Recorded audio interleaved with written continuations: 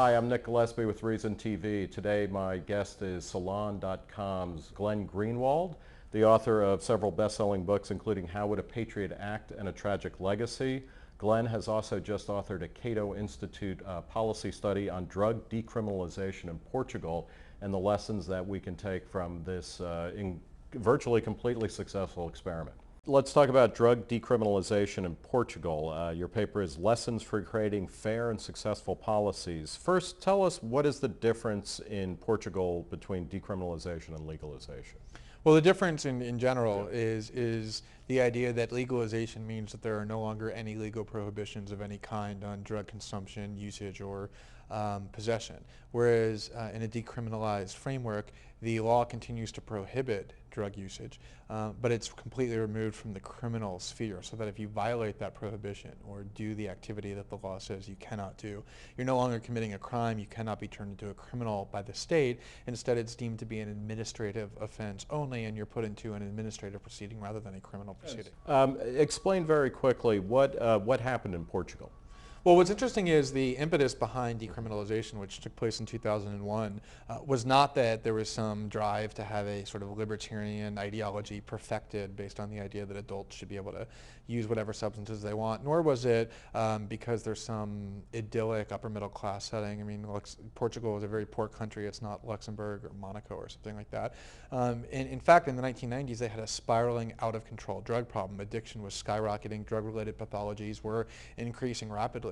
And they were sort of taking this step out of desperation, and they convened a council of apolitical policy experts and gave them the mandate to determine which optimal policy approach would enable them to best deal with these drug problems. And the council convened and studied all the various options, and decriminalization was the answer to the question, how can we best limit drug usage and drug addiction, and it was a policy designed to do that. And one of the things that you find is that, in fact, decriminalization, which removes a certain amount of sanction from drug use, it actually correlates with less drug use. Absolutely, and you can look at the empirical evidence, which is quite compelling and unambiguous in many senses. In a lot of demographic groups, especially the key demographic groups in Portugal, 15 to 19 years old, for instance, from 2001, when decriminalization was institutionalized, until, say, 2007, there has been a decrease in absolute terms in the prevalence rates of drug usages. What explains that? Because, I mean, a kind of basic theory would say if you make drugs less, if you lower the cost of doing drugs by making it less criminally offensive, you would have more of it. Well, there's several aspects. One is the concern that policymakers had, the frustration in the 1990s when they were criminalizing, is the more they criminalized, the more the usage rates went up.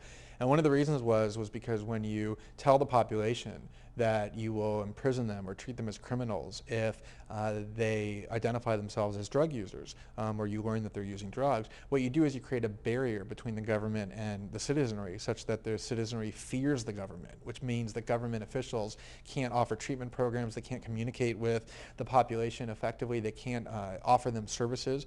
And so there was this barrier that drug officials had and couldn't overcome when criminalization was in place. But more importantly, when you spend all your money on arresting and prosecuting and imprisoning people for drug usage, it means there's no money for things like funding treatment or educational campaigns or harm reduction programs.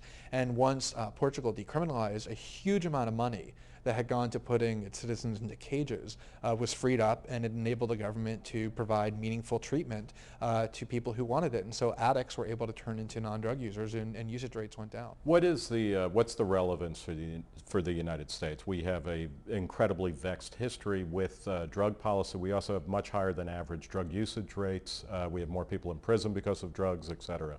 Well, I mean, I think the relevance is obvious, which is we have debates all the time now about things like drug policy reform and decriminalization, and it's based purely in speculation and fear-mongering of all the horrible things that are supposedly going to happen if we loosen our drug laws.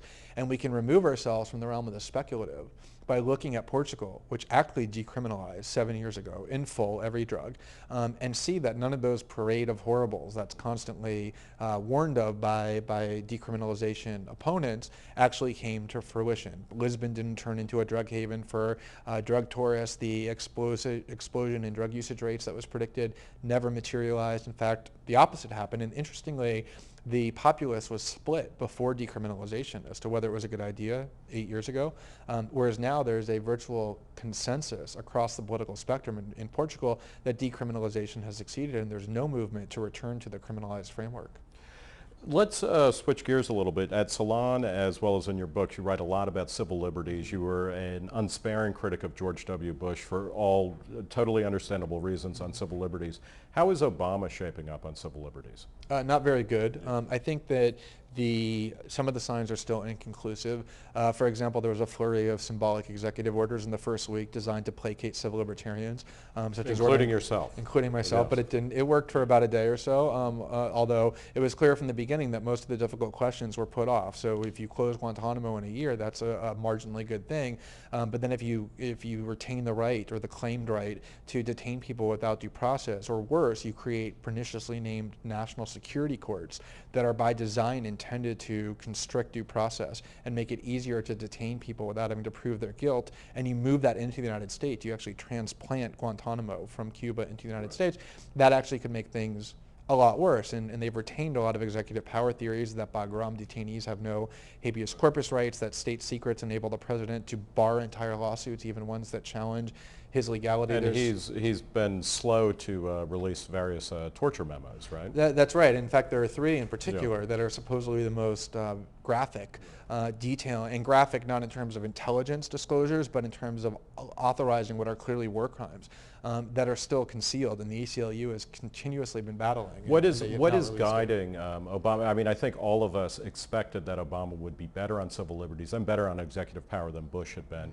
What is guiding his decision-making on these types of issues? I mean, one can only speculate, of course, but I think that what is a principal concern is that the more disclosures there are about how extreme the government's conduct was during the Bush era, the more the pressure will increase, both domestically and especially internationally, to actually do something about it. I mean, if the evidence is graphic and sufficiently vivid that our government committed war crimes, brutal war crimes, how do you justify, while paying lip service to the rule of law, the fact that your own government, successor government, isn't investigating or prosecuting? And I think they have a paralyzing political fear of what will happen if they're forced into investigating or prosecuting. And so one of the things they're trying to do is use these secrecy instruments to keep all of that behind the wall of secrecy that the Bush administration operated behind. Obama on drug policy. During the campaign, he said he would end medical marijuana, raids on medical marijuana dispensaries in states where they're legal. Eric Holder, as AG, said yes, they were going to do that.